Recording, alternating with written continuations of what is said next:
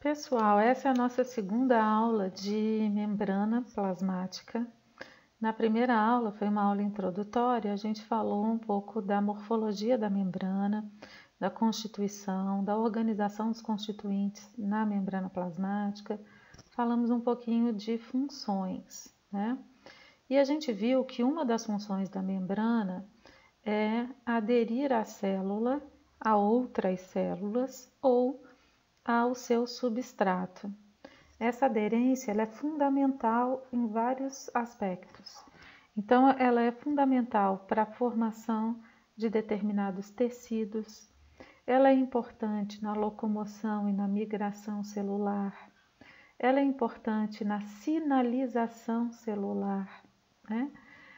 Na comunicação celular, enfim, vocês vão ver durante as aulas o tanto que essas interações entre membranas e entre membrana e matriz é importante para o bom funcionamento do nosso organismo.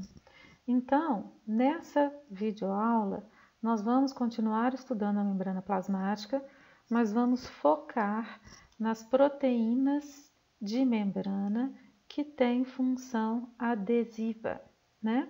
Então, as principais proteínas com essa função de adesividade pertencem a 4 superfamílias de proteínas. Então, são as proteínas da família das caderinas, proteínas que pertencem à família das selectinas, proteínas que pertencem à família das integrinas e proteínas que pertencem à superfamília das moléculas de adesão celular, né? São as proteínas ou as moléculas de adesão celular pertencentes à superfamília das imunoglobulinas. Quando a gente fala em famílias de proteína, a gente está falando de conjuntos de proteínas, proteínas que não são exatamente iguais, né? É um conjunto de proteínas que compartilha muitas características, né? E então fazem com que, embora sejam proteínas diferentes, essas proteínas que pertencem à mesma família, elas têm características e funcionamentos semelhantes. Bom, a primeira coisa que a gente tem que ter em mente quando a gente pensa em adesão celular é que para a célula se aderir, seja a outra célula ou seja a matriz extracelular, ela vai precisar sempre de pelo menos 3 componentes. Então, ela vai precisar de um componente do seu esqueleto, que a gente já aprendeu, né? Estará ligado à face interna da membrana plasmática através de proteínas periféricas de membrana, que por sua vez vão se ligar a proteínas transmembrana, que vão então interagir no espaço extracelular com proteínas transmembrana de células vizinhas ou com proteínas da matriz extracelular. Então, esse é um desenho muito simples, mas que tem que ficar bem guardado na nossa mente. Qualquer que seja a proteína adesiva, né? E quando a gente fala de proteína adesiva, a gente está falando de alguma proteína transmembrana que tem a função de se fixar em uma outra glicoproteína.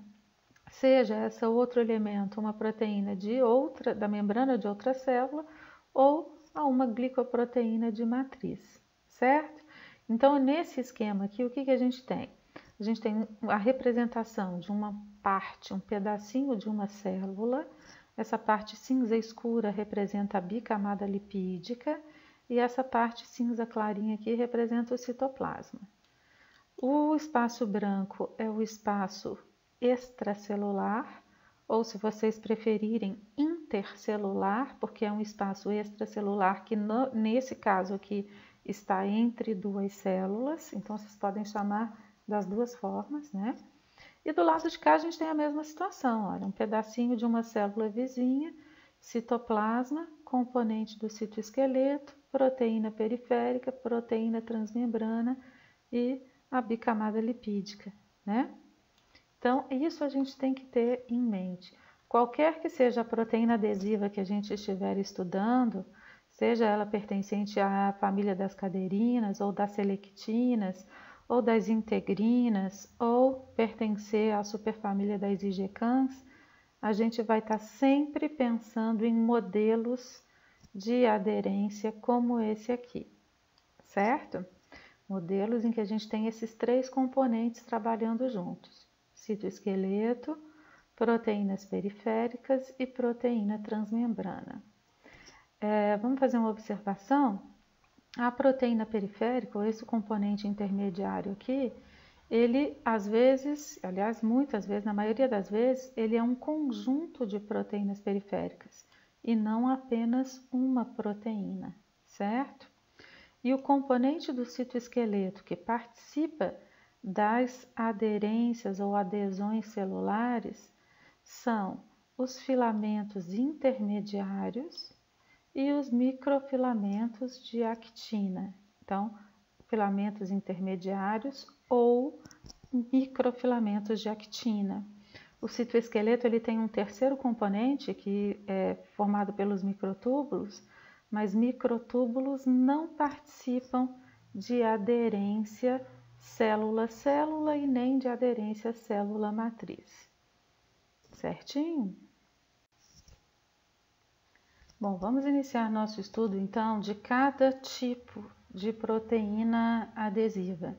Não que esses 4 que a gente mencionou sejam os únicos tipos, sejam as únicas famílias de proteínas adesivas, não, mas são as mais abundantes, as que a gente encontra em várias partes do corpo, em grande quantidade, promovendo adesividade, migração celular, aderência à matriz, enfim. Então vamos lá, vamos começar pela família das caderinas, né? Aqui a gente tem um desenho, olha, se vocês perceberem aqui bem fraquinho, a representação da bicamada lipídica.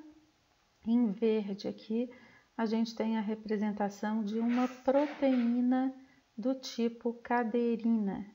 Ela é uma proteína transmembrana que tem no seu domínio extracelular, lembra do que a gente falou? A proteína, nesse caso aqui, ela tem um domínio hidrofóbico, um domínio hidrofílico intracelular, que vai se ligar com as proteínas periféricas de membrana e que, por sua vez, vão se ligar aos componentes do citoesqueleto, né? O domínio extracelular, ele tem 4 sítios de ligação com cálcio. Significa que essa proteína é uma proteína dependente de cálcio. Então, para ela funcionar e promover a aderência, ela precisa de que no meio extracelular tenha uma disponibilidade adequada de íons cálcio, né? E os 3 últimos aminoácidos do domínio extracelular, essa região que está marcadinha aqui em vermelho, são a histidina, a valina e a alanina. Então, ela tem essa sequência HVA e vocês vão ver que vai ser através desses aminoácidos que a caderina vai interagir com outra caderina para promover a adesão celular, tá? Então, as caderinas, elas estão amplamente encontradas nas células do nosso corpo, em várias células espalhadas pelo corpo todo, né? Promovendo adesão entre membranas de células vizinhas. Então, esse é um primeiro ponto. Caderina não promove a aderência de membrana com matriz, apenas membrana com membrana. Um segundo ponto que a gente tem que comentar é que uma única caderina não consegue promover adesão entre células vizinhas. Cada membrana participante aí da aderência, né? Em cada membrana, a gente precisa que as caderinas dimerizem, ou seja, que elas se associem aos pares, para que a gente tenha uma sequência histidina, valina, alanina, alanina, valina, histidina, tá? Então, a gente vai precisar de uma sequência de 6 aminoácidos aqui nessa superfície para que uma membrana possa interagir com a membrana da célula vizinha. Então, olha aqui nesse cantinho, ó, a gente tem aqui o espaço extracelular, aqui é como se fosse uma membrana, aqui é outra membrana, e aí você precisa de que em cada célula formar dímeros, ou seja, pares de proteínas caderinas, para que elas então consigam se associar no espaço extracelular. Bom, a gente já viu, né, naquele nosso primeiro slide que tinha lá aquele desenho das duas células vizinhas se comunicando, que toda aderência celular envolve uma proteína transmembrana, um componente do citoesqueleto e as proteínas periféricas que vão fazer a articulação entre esses dois elementos, né? Então, aqui vocês têm microfilamentos de actina, representado aqui em amarelinho, é o componente do citoesqueleto que o autor escolheu para demonstrar aqui, tá? Mas as caderinas, elas também podem se fixar a filamentos intermediários. Então, ao invés de microfilamentos de actina, poderia ter sido representado aqui um filamento intermediário. As proteínas periféricas que se associam ao domínio intracelular da caderina são as cateninas. E essas cateninas, elas se agrupam, né? São 3 cateninas levemente diferentes umas das outras. Então, é a catenina beta, gama e a alfa, que se associam a outras 3 proteínas periféricas, que são a alfa-quitinina, a formina e a vinculina. Ou seja, para que a caderina possa se fixar ao componente do citoesqueleto, né, e promover a aderência celular, ela precisa de um conjunto de 6 proteínas periféricas para fazer essa associação com o citoesqueleto. E além disso, ela precisa que aqui do ladinho dela tenha uma outra caderina, que vai ser idêntica a ela, com também na extremidade uma sequência histidina, valina, alanina, tá? Então, ela precisa dimerizar, ou seja, formar esse par, e precisa se associar ao citoesqueleto através desse conjunto de 6 proteínas periféricas. Bom, então a gente tem aqui algumas características das proteínas que pertencem à família das caderinas. Então, elas são cálcio dependentes. Vocês viram lá que no domínio extracelular existe 4 sítios de ligação com cálcio e eles precisam estar preenchidos para que a proteína dimerize. Caderinas sempre fazem ligação de célula com célula. E existem mais de 40 tipos diferentes de caderina formando a família das caderinas, né? Cada uma dessas caderinas recebe um nome que remete ao tipo celular onde ela é produzida, onde ela é expressada. Então, nas células epiteliais, nós vamos encontrar as caderinas do tipo E, foram batizadas assim. Nas células da placenta e nas células mioepiteliais, nós vamos encontrar caderinas que foram batizadas como P-caderinas, porque elas foram descritas a partir de células de placenta, né? As N-caderinas são encontradas em células nervosas e células musculares estriadas, e por aí vai, tá? Então, elas recebem um nome, uma letrinha aí que indica o tipo celular onde elas são encontradas. Então, lembra que a gente falou que ela precisa dimerizar para poder fazer a ligação? Então, sempre o dímero vai ser formado por caderinas de um mesmo tipo. Vamos imaginar, por exemplo, uma célula nervosa se fixando numa célula epitelial. para estimular, por exemplo, essa célula epitelial a secretar alguma coisa.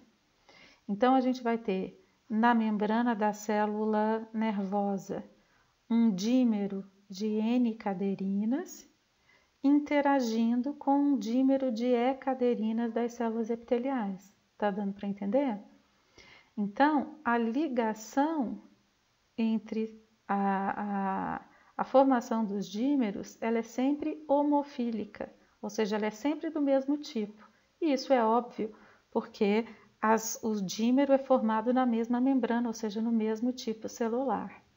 Tá dando para entender? Então, a gente falou aqui, ó, elas atuam em dímeros homofílicos, óbvio, né? Se em cada tipo celular a caderina vai ser sempre do mesmo tipo. Deu para entender, pessoal? Bom, uma característica muito importante. Caderinas, então, são expressadas em praticamente todas as células do corpo, né? E acontece que quando as células mutam e se transformam em células carcinogênicas, elas diminuem a expressão de caderinas na sua membrana, ou seja, elas diminuem a produção de caderinas e também diminuem a quantidade de caderinas presente na membrana plasmática.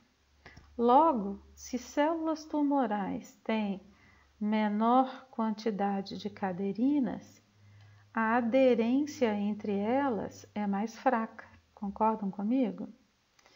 Óbvio que a gente tem, né, dentre a população de células tumorais, um espectro muito variável de modificação no padrão de expressão gênica. Então, existem aquelas células tumorais em que a diminuição da expressão de caderina é muito intensa, logo elas serão fracamente aderidas umas às outras, e isso vai contribuir para que aquele tumor gere metástase. Não vai ser o único fator, mas vai ser um dos fatores que vai possibilitar a ocorrência de metástase, né? E, por outro lado, em outros tumores menos agressivos, onde o grau de mutação não modificou tanto a expressão de caderinas, a adesividade vai ser maior. Normalmente, isso está associado também a um padrão de crescimento mais lento, a possibilidade de formação de uma cápsula no entorno das células tumorais. Isso tudo vai caracterizar o tumor como benigno. E nos tumores benignos, a ocorrência de metástase é muito baixa, né? A não ser que tenha algum evento que propicie isso, mas naturalmente ela não costuma acontecer, certo? Então, vocês têm que lembrar disso. Caderinas são importantes para fazer ligação entre células vizinhas. Essas ligações são ligações estáveis e fortes, né? No entanto, se as células sofrerem mutação, a expressão de caderina na membrana vai diminuir, e quanto mais diminuída estiver essa expressão de caderina, mais frequente ou mais propício aquele tumor estará em gerar metástases. Então, vamos revisar aqui aquela imagem que a gente viu, né? Então, caderinas são proteínas transmembrana que apresentam sítios de ligação com cálcio no domínio extracelular. Então, são proteínas adesivas cálcio-dependente. Os 3 últimos aminoácidos do domínio extracelular são a histidina, a valina e a alanina, e é através desse trio de aminoácidos que a ligação vai ser estabelecida. Internamente, né, as caderinas se conectam a um conjunto de cateninas, alfa, beta e gama, que por sua vez se ligam a outras proteínas periféricas, alfa-actinina, formina e vinculina, e o conjunto dessas proteínas então promove a aderência da caderina com o elemento de sustentação mecânica do citoesqueleto, que nesse caso aqui foi representado pelos microfilamentos de actina, né? E aí vocês percebam o seguinte, ó, aqui então no cantinho a gente tem, aqui é como, esse cinza é como se fosse o citoplasma de uma célula e aqui o citoplasma da célula vizinha, tá? Então o que a gente vai ter? Caderinas formando dímeros em cada uma das células vizinhas e promovendo a ligação e a fixação dessa célula uma na outra através das suas sequências HVA, né? Histidina, valina, alanina, beleza? Percebam que em cada uma das células, os dímeros, né, as proteínas que formam os dímeros são iguais entre si, mas pode acontecer de tipos celulares diferentes se aderirem através de caderina, e aí a interação vai ser ou pode ser transhomofílica, o que pode ser chamado também de heterofílica, tá? Porque as células serão de tipos diferentes. Bom, agora vamos falar um pouquinho das proteínas que pertencem à família das integrinas. Então, elas também são proteínas transmembrana e também são dímeros, também formam dímeros. Mas se vocês observarem, cada cadeia de aminoácidos, ou seja, cada proteína que se associa formando esse dímero, né, é diferente. Tem tamanho um pouquinho diferente e tem sequências de aminoácidos diferentes também. Então, a gente chama esse dímero de heterodímeros, porque as proteínas que formam o par são proteínas diferentes. Então, cada integrina vai ter sempre uma cadeia alfa e uma cadeia beta de aminoácidos, né? Cadeia de aminoácido alfa, cadeia de aminoácido beta. A integrina, ela é uma molécula, né, transmembrana, que vai se ligar também a um componente do citoesqueleto, né? E essa ligação vai ser feita pelas proteínas periféricas, como sempre. Lembra daquele nosso primeiro esquema? Proteína transmembrana, proteína periférica, citoesqueleto, né? No caso das integrinas, as proteínas periféricas são a talina, a vinculina e a alfa-actinina, né? São essas três, né? E da mesma forma que as caderinas, existem vários tipos de integrinas, cerca de 22 tipos diferentes de integrina que diferem entre si levemente aqui um pouquinho na sequência de aminoácidos, tá? As integrinas, elas são moléculas de adesão cálcio independentes. Então, elas não precisam de ter cálcio associado a elas para promover a aderência celular. E elas participam de funções importantes. Então, elas promovem a adesão das células ao substrato. Então, se for uma célula epitelial, ela vai se ligar à lâmina basal. Se for uma célula de tecido conjuntivo, vai se ligar à matriz do tecido conjuntivo através das integrinas. Se é uma proteína que promove a adesão entre célula e substrato, ela também vai participar dos deslocamentos celulares. Então, células que se deslocam, como macrófago, mastócitos e outras, né, vão usar as suas integrinas para poder se fixar na matriz e ir promovendo os movimentos ameboides do seu deslocamento. Outra função importante das integrinas é a participação que elas têm na agregação de plaquetas e, como resultado dessa agregação, na formação do tampão plaquetário, né? Então, vocês estão vendo que são proteínas importantes que participam de vários processos aí no nosso organismo. Aqui a gente tem uma outra representação das integrinas. Então, vejam bem, aqui a gente tem a representação do espaço extracelular, ou seja, da matriz extracelular, a bicamada lipídica, ou seja, a membrana, atravessada aí pelo dímero de integrinas, né? Veja que uma cadeia é um pouquinho maior do que a outra, né?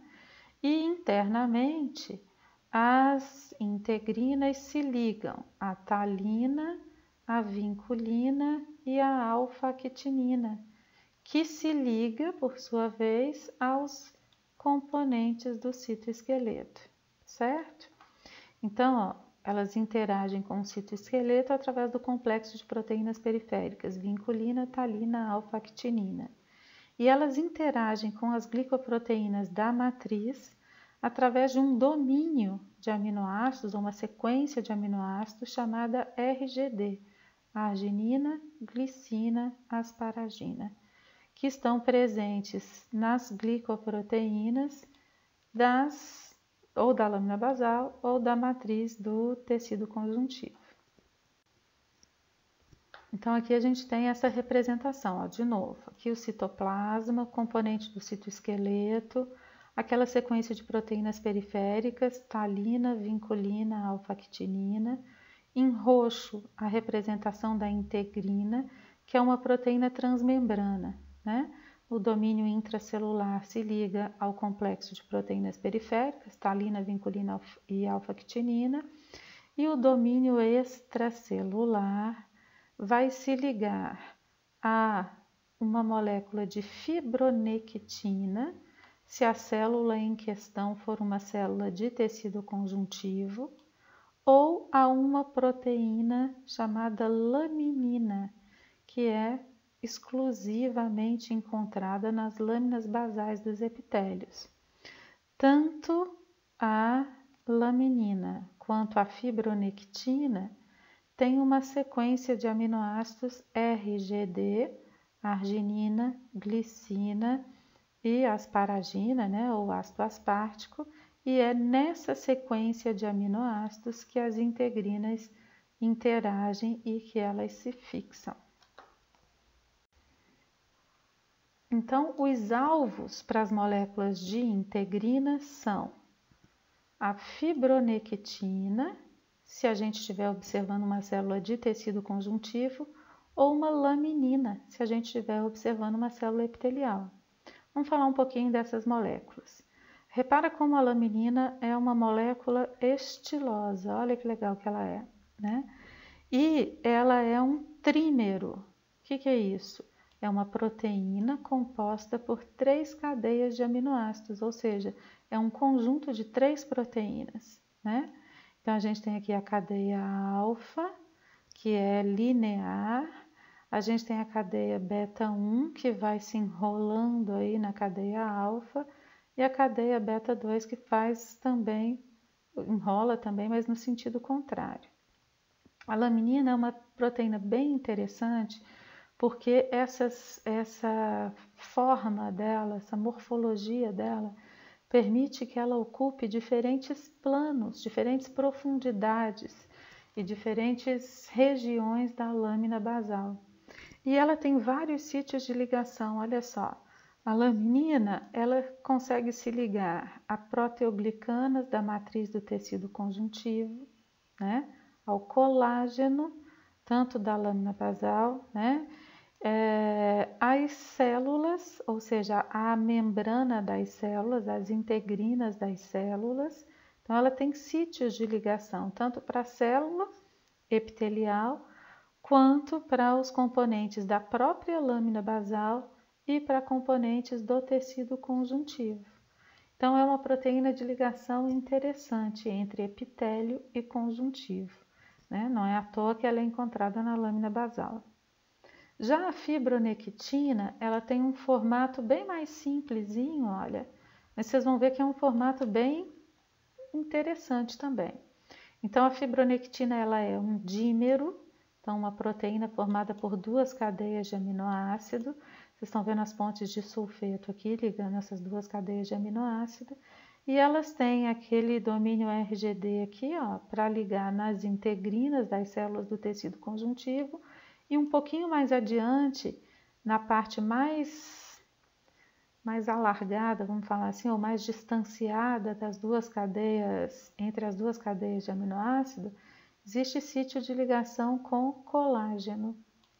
Então, a fibronectina, ela faz a intermediação entre as fibras de sustentação do tecido conjuntivo, que são as fibras colágenas, e as células que se apoiam nessas fibras colágenas através da fibronectina.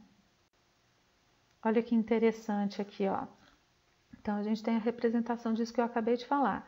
Aqui é aquele desenho que a gente acabou de observar de uma fibronectina. Aqui, a eletromicrografia, pedacinho de matriz de tecido conjuntivo, mostrando uma molécula de fibronectina aqui, ó. Tá vendo? As duas cadeias ficam bem próximas aqui numa da extremidade e depois elas se distanciam. E esse distanciamento, olha, que foi representado aqui, ele é útil porque ele vai permitir que a fibronectina abrace as fibras colágenas, que são fibras grossas, são fibras espessas, e que são os elementos do tecido conjuntivo de resistência mecânica, ou seja, de sustentação. Então, olha que bonitinho, ó. Aqui a gente tem a representação da bicamada lipídica, parecendo um gafanhotozinho, um louva-a-Deus, sei lá o que é isso aqui, ó. É a representação da integrina, tá? Cadeia alfa, cadeia beta. Aqui as proteínas periféricas que ligam a integrina ao citoesqueleto, né? E aqui o sítio de ligação da pontinha lá da cabecinha das integrinas com a fibronectina. Então, vocês estão vendo que a fibronectina está funcionando como se fosse uma alça, como se fosse um gancho em que as células vão se fixar para poder ficarem sustentadas pelo elemento de resistência mecânica, que são as fibras colágenas, tá? E aí, lembra que a gente falou que elas vão ser úteis no processo de migração celular também? Então, veja lá, imagina essa fibra colágena continuando e várias outras fibronectinas presas ao longo do comprimento aí dessa fibra colágena.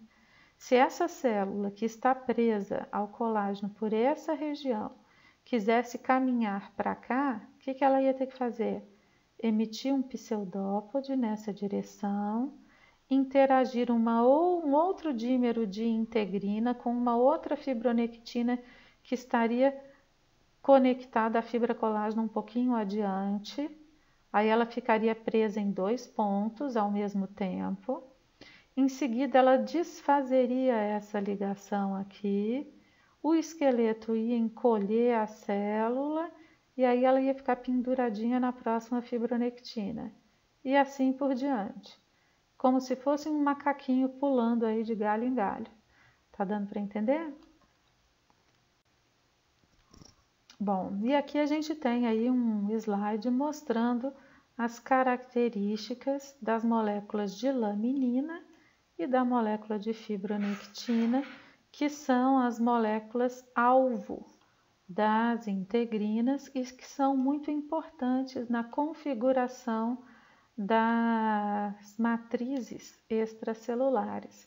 As lamininas na lâmina basal e a fibronectina nas matrizes de tecido conjuntivo. A terceira família de proteínas adesivas que nós vamos comentar é a família das selectinas. Então, a gente tem aqui a representação da selectina. Então, observa aqui, ó, a bicamada lipídica, o domínio hidrofóbico da proteína transmembrana selectina, o domínio hidrofílico intracelular e o grande domínio hidrofílico extracelular. Repara que nesse domínio extracelular existem sítios de ligação com cálcio também. Então, isso significa que são proteínas de adesão dependentes de cálcio. Essas proteínas também fazem ligação entre células, né? Então, ligação entre célula com célula. No entanto, o que vai acontecer? A selectina, ao invés dela se ligar a aminoácidos de outras selectinas, ela se liga a carboidratos, ao glicídio da glicoproteína selectina.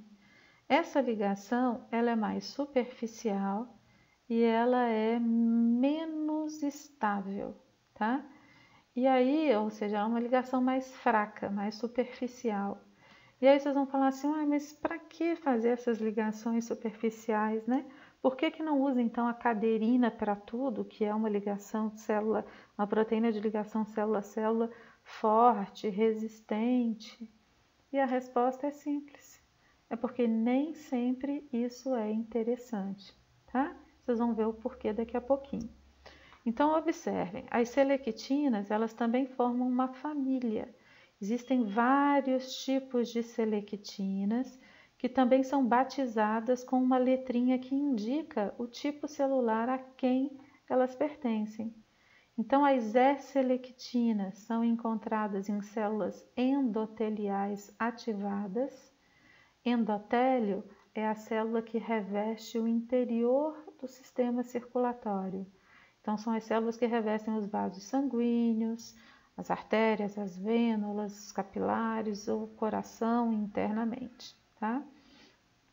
As L-selectinas são encontradas na membrana dos linfócitos. As P-selectinas são encontradas na membrana das plaquetas, tá? E a grande importância das selectinas está na promoção da marginação dos leucócitos e consequente diapedese, né? Diapedese, vocês lembram, é o processo de migração de células sanguíneas para os tecidos adjacentes, para o tecido conjuntivo adjacente. Ou seja, é o processo em que as células sanguíneas, as de defesa, né? Porque as hemácias não sofrem diapedese, então, as células de defesa, ou leucócitos, atravessam a parede do vaso sanguíneo para chegar no local da infecção e atuar combatendo as infecções. Além desse processo de marginação de leucócito e de diapedese, as selectinas são importantes também, seguindo o mesmo raciocínio, no endereçamento dos linfócitos. Então, linfócitos maduros e virgens, saindo da medula óssea ou saindo do timo, viajam um pouquinho na corrente sanguínea até atingirem ou até chegarem nos órgãos linfóides secundários, baço, tonsila ou linfonodos, apêndice, né? E quando eles passam por dentro desses órgãos linfóides, que é para onde eles têm que migrar, o sinal de que eles têm que sair da circulação, né, de que eles vão sofrer marginação e vão em seguida atravessar a parede do vaso, é justamente a expressão de S-selectinas que constantemente acontece nas vênulas pós-capilares desses órgãos linfóides secundários. Então, as selectinas sinalizam para os leucócitos que estão na corrente sanguínea que ali naquele local onde elas estão é um local onde eles precisam se aderir para poder atravessar a parede do vaso, porque do outro lado da parede estão precisando da ajuda deles para combater alguma inflamação, alguma infecção, ou que é, no caso do endereçamento, que é ali naquele local que eles vão ficar armazenados até serem recrutados pelo sistema imunológico.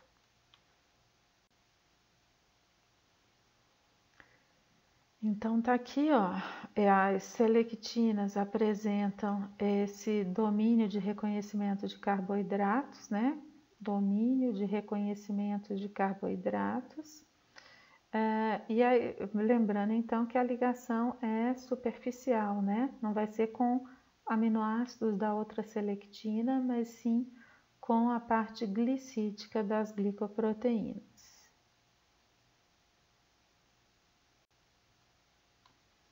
Bom, aqui nesse slide a gente tem um desenho que representa um vaso sanguíneo, né?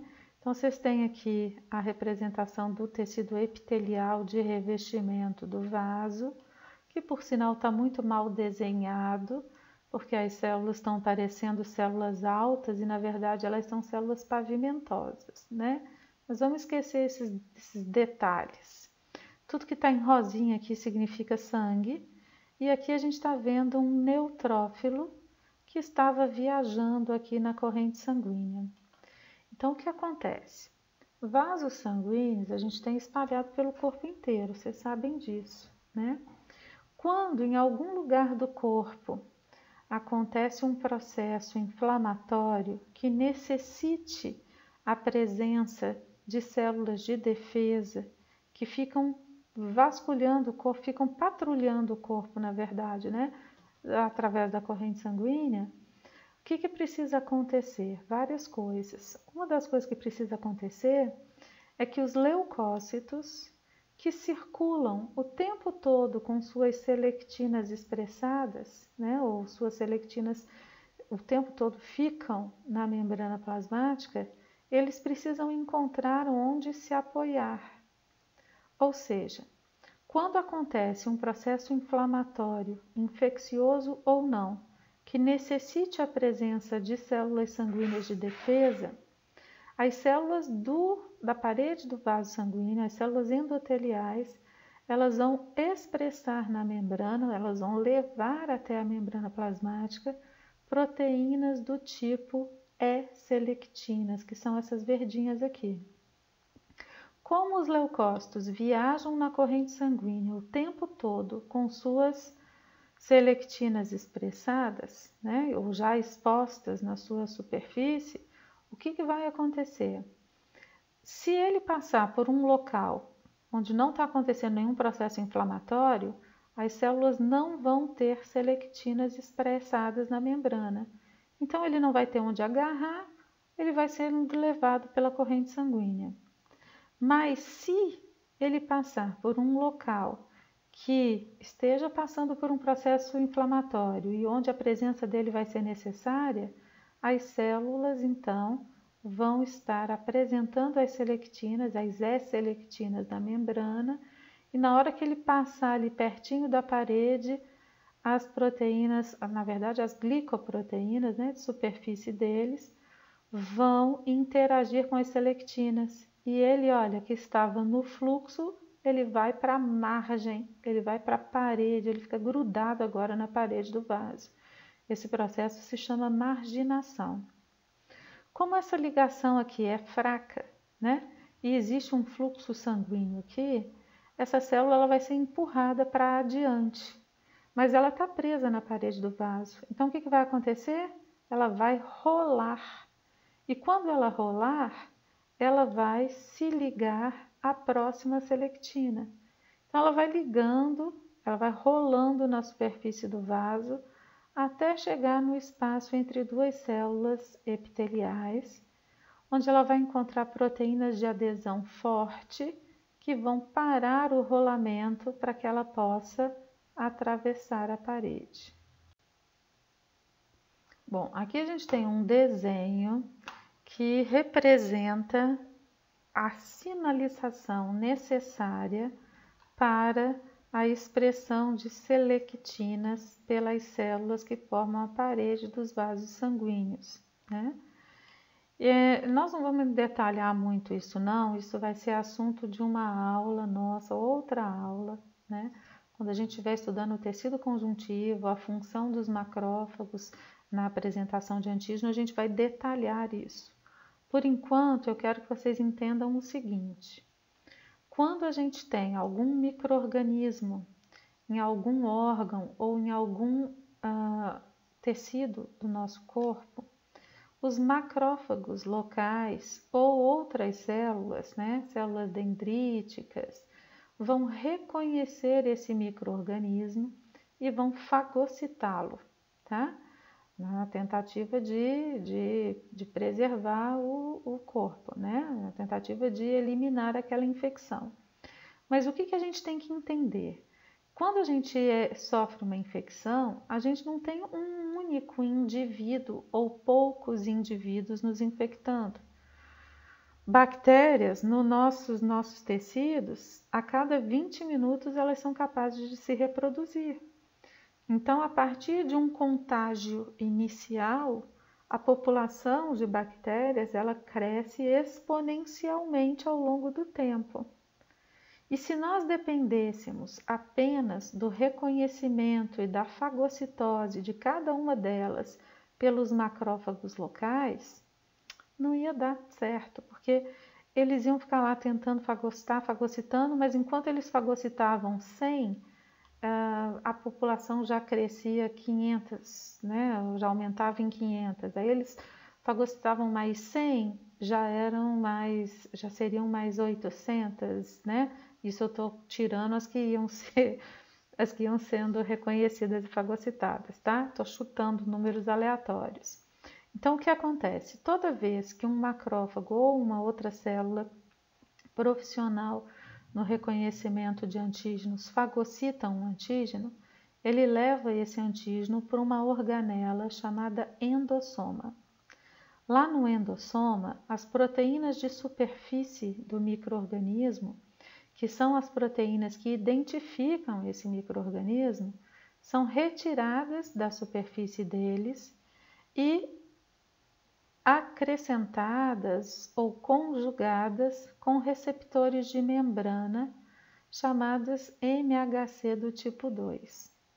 Feito isso, retirado do micro-organismo aquela glicoproteína que o identifica, o que sobrou dele, né, o micro-organismo então, ainda vivo, vai ser englobado numa membrana do endossoma e vai ser direcionado para o lisossoma, para que as enzimas digestivas do lisossoma matem e façam a digestão intracelular do micro-organismo. Beleza, então aquele a gente conseguiu matar e ficar livre dele. Mas lembra que enquanto isso estava acontecendo, os outros que estavam lá e estavam não foram reconhecidos, estavam se reproduzindo. Bom, o que a célula faz com essa proteína MHC2 e o epitopo, ou fração antigênica do antígeno, né, do micro-organismo?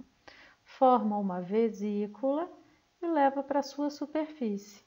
Então veja que agora aquela molécula que identificava o micro-organismo está exposta na superfície da célula fagocítica. Bom, ao mesmo tempo que isso tudo está acontecendo, o que a célula fagocítica, no caso aqui o macrófago, faz? Ele libera uma série de citocinas, uma série de moléculas que favorecem a resposta imunológica e são chamadas então de moléculas pró-inflamatórias.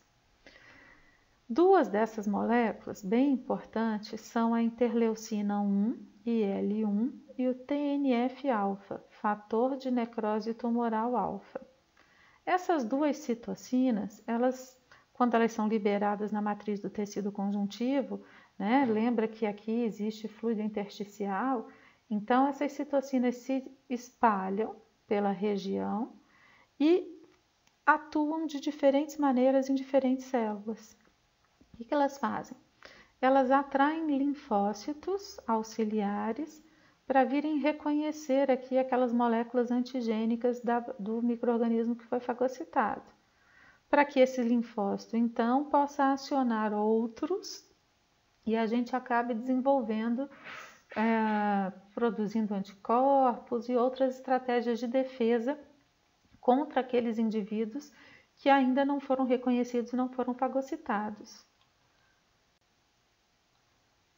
As mesmas citocinas, interleucina 1 e TNF-alfa, se difundindo vão acabar atingindo mastócitos vizinhos e vão provocar a exocitose dos grânulos citoplasmáticos dos mastócitos. Então, quando esses grânulos forem exocitados, vão ser liberados na matriz do tecido conjuntivo, dentre outras moléculas, a histamina, que é um vasodilatador, vai promover dilatação vascular local. Essa dilatação vai fazer com que o fluxo sanguíneo se altere. Então, quando o vaso dilata, o volume de sangue que circula no local é maior, porém circula com uma velocidade menor. Então, toda vez que a gente tem uma resposta inflamatória, não sei se vocês já notaram, quando isso acontece na pele ou numa mucosa, fica vermelho, né? Por que fica vermelho? Porque os vasos locais estão dilatados. Estão dilatados por quê? Porque o mastócito foi ativado por quem? Pelas citocinas que o macrófago liberou após reconhecer a necessidade de uma resposta imune. Tá dando para entender? E qual que é o objetivo de dilatar os vasos sanguíneos? Bom, se eu tenho um processo inflamatório, nesse caso aqui infeccioso, eu preciso que os leucócitos, que estão na corrente sanguínea, migrem para o tecido conjuntivo para vir combater esses antígenos, esses micro-organismos que estão aqui. E esses leucócitos, eles não conseguem agarrar na parede do vaso e atravessar a parede com um fluxo forte, com um fluxo veloz, né?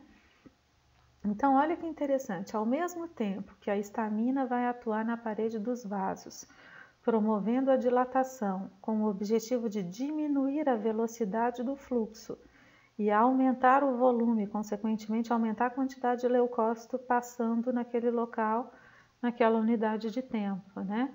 As mesmas citocinas pró-inflamatórias, interleucina 1 e TNF-alfa, vão atuar nas células endoteliais, agora representadas direitinho, células pavimentosas, vão provocar a expressão de selectinas nessas células. Então, olha, se você conjugar as duas situações que aconteceram aqui, vai propiciar a migração, ou seja, a diapedese dos leucócitos em direção ao tecido conjuntivo. Que duas situações são essas? Na verdade, três situações, né? Muitos leucócitos passando devagarinho dentro do vaso e com o local aonde se agarrar na parede para sair do fluxo. Onde que é o local de se agarrar? São as S-selectinas, tá certo? Por isso que a gente falou naquele slide lá atrás que S-selectina são selectinas encontradas em endotélio ativado. O que significa endotélio ativado? Endotélio que recebeu o estímulo das citocinas pró-inflamatórias. Porque se essas citocinas não estivessem presentes no tecido conjuntivo, essas S-selectinas estariam guardadas dentro da célula e o leucócito ia passar batido por aqui. Tá dando para entender, pessoal? Então, eu sempre peço para os alunos compararem essa situação com a seguinte situação. Imagina vocês descendo um rio num botezinho, tá? Vocês estão lá tranquilos, aí de repente vocês percebem que vai ter uma queda forte lá na frente e vocês não estão a fim de enfrentar, vocês querem sair da correnteza, né? O que vocês podem tentar fazer? Vocês podem tentar agarrar num galho que esteja por sobre vocês. Mas se a correnteza estiver forte, veloz, você pode até esbarrar na parede do vaso, mas não vai dar tempo de agarrar, tá certo? O que são os galhos no nosso exemplo? As selectinas, né? E por que então que precisa ativar mastócito para liberar a histamina para causar vasodilatação? Porque mesmo tendo selectina, se a correnteza estiver forte, ou seja, se o fluxo sanguíneo estiver veloz, o leucócito não vai conseguir aderir na parede do vaso. Entenderam? Olha que interessante, olha como que é para que uma defesa possa acontecer, olha quantas coisas têm que coincidir para que a resposta aconteça de forma correta e eficiente. Então, vocês perceberam aqui, ó, né? Na verdade, hoje eu não quero que vocês saibam tudo isso aqui que eu expliquei, não, tá? Nós vamos aprender isso com calma depois. O que eu quero que vocês entendam é que as selectinas são importantes para que os leucócitos sanguíneos consigam agarrar na parede do vaso, isso a gente chama de marginar, né?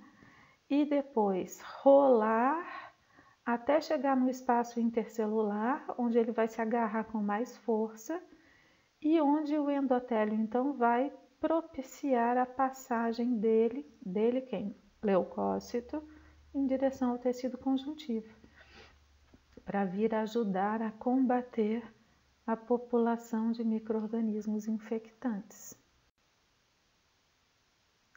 Então, pessoal, vou fazer aqui um resuminho com vocês das etapas da diapedese.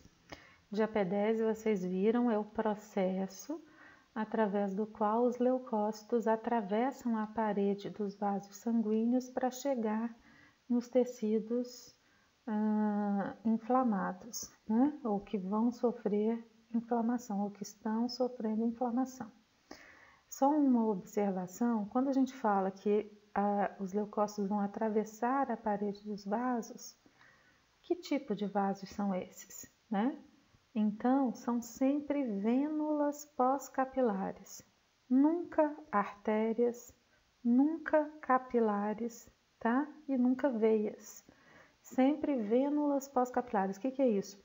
São as menores veias que existem, aquelas que acabaram de se formar pela fusão dos capilares.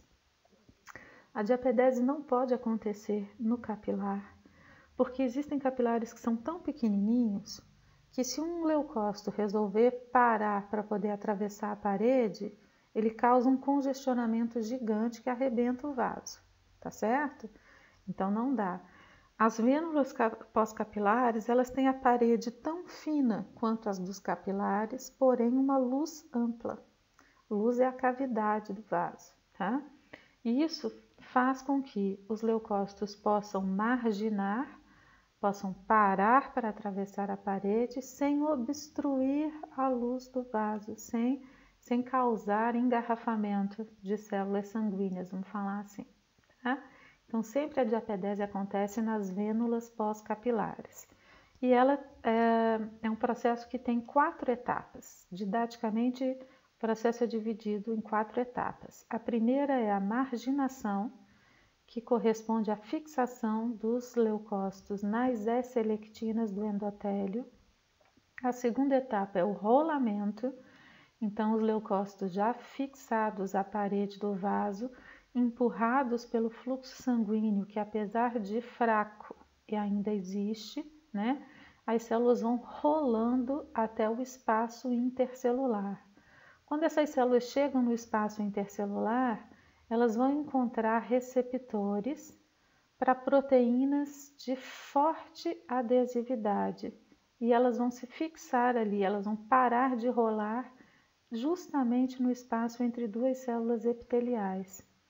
E essa parada ou essa fixação faz com que as células endoteliais facilitem a abertura do espaço intercelular para que o leucócito então possa transpor a parede do vaso, que é a última etapa chamada transposição.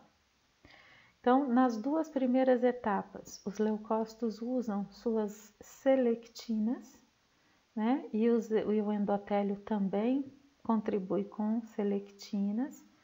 E na etapa de fixação e de transposição, os leucócitos usam as suas integrinas de membrana. Então, aqui a gente tem um resuminho do processo, né? Então, a primeira coisa que precisa acontecer para ter diapedese é um sinal, né? O sinal é o quê? O sinal é o reconhecimento do antígeno por uma célula fagocítica profissional, por exemplo, um macrófago.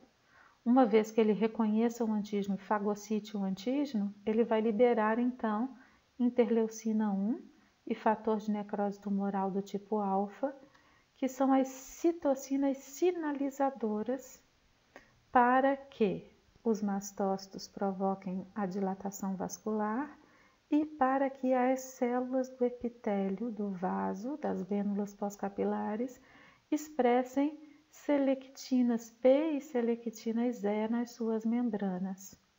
Os leucócitos que já vinham com suas selectinas L expressadas na membrana, então, interagem com as selectinas do endotélio, sofrem marginação e rolamento.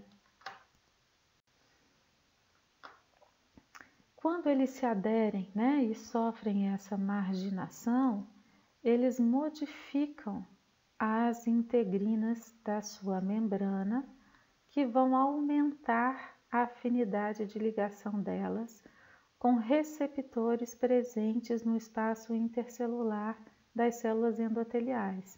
Então, as integrinas da membrana do leucócito, ao chegar no limite entre duas células endoteliais, vão se ligar a receptores VCAM1, VLA4 e CAM1. E aí eles vão parar ali no espaço entre uma célula e outra, né, na superfície do limite intercelular endotelial. Essa fixação dos leucócitos justamente nessa região de zônula de oclusão, ou seja, no local de contato entre duas células endoteliais vizinhas, vai estimular essas células endoteliais a desfazer parcialmente a zônula de oclusão. E o leucócito, então, vai encaixar ali no espaço intercelular. Então, as células endoteliais abrem parcialmente a zônula de oclusão, o leucócito encaixa no espaço intercelular, aí a célula endotelial fecha aquela metade da zônula de oclusão que ela tinha aberto e abre o restante da zônula de oclusão, que está voltado para a lâmina basal. E a partir daí, o leucócito vai emitindo o pseudópode. Inicialmente ele fixa na lâmina basal, ligando a integrina dele com a laminina da lâmina basal. E depois, quando ele ultrapassa a lâmina basal e chega na matriz do conjuntivo, ele continua usando a sua integrina de membrana para fixar os seus pseudópodes nas fibronectinas da matriz do tecido conjuntivo. E com isso, então, usando as integrinas, ele consegue fazer a transposição da parede do vaso. Por fim, vamos falar então um pouquinho sobre a superfamília das imunoglobulinas, né? Então, são as moléculas de adesão celular pertencentes à família das imunoglobulinas. Bom, as características são proteínas que fazem ligação célula com célula. São independentes de cálcio, tá? Então, não precisa de ter íon cálcio aderido, assim, elas nem têm receptor para cálcio. E elas também formam uma superfamília, né? Que também são identificadas, cada IgCAM, por uma letrinha aqui que vocês percebem aqui na frente, ó. Então, a NCAM são as imunoglobulinas, né, de adesão celular presentes nos neurônios, as NGCAMs presentes nos neurônios e nas células da glia, do tecido nervoso central, as CCAMs nos hepatócitos, as ICAMs em vários tipos celulares e as VCAMs nos vasos sanguíneos, né? Lembra que a gente falou no endotélio, ali na região da zônula de oclusão entre duas células vizinhas, certo? Bom, outra característica importante das IgCAMs é que elas formam ligações fortes, ligações resistentes. Vocês viram que elas foram capazes de frear o rolamento dos leucócitos, né, durante o processo de diapedese, e elas são encontradas também na fenda sináptica, fazendo a ligação entre dois elementos sinápticos, elemento pré e elemento pós-sináptico, tá? Então, são proteínas muito importantes, né? Mas que funcionam não só aderindo células entre si, mas também participa de sinalização celular. Então, são vários tipos de proteína, cada uma com a sua característica. Tem muitas características comuns, mas elas diferem em algumas pequenas características, e aí cada uma funciona de uma maneira diferente, tá? Para a gente interessa hoje aqui aquelas que participam da adesão célula com célula. Bom, com tudo isso, acho que a gente deu uma boa visão geral das proteínas adesivas da membrana, quais são os principais tipos, para em que situações que cada uma atua, né? E a gente vai ver um pouquinho mais da aplicação desse conhecimento na próxima aula, em que a gente vai estudar as especializações de membrana. Então, de novo, eu deixo com vocês aí as referências bibliográficas para que vocês possam buscar mais conhecimentos e aprofundar aí nesses assuntos que nós estamos trabalhando e estudando.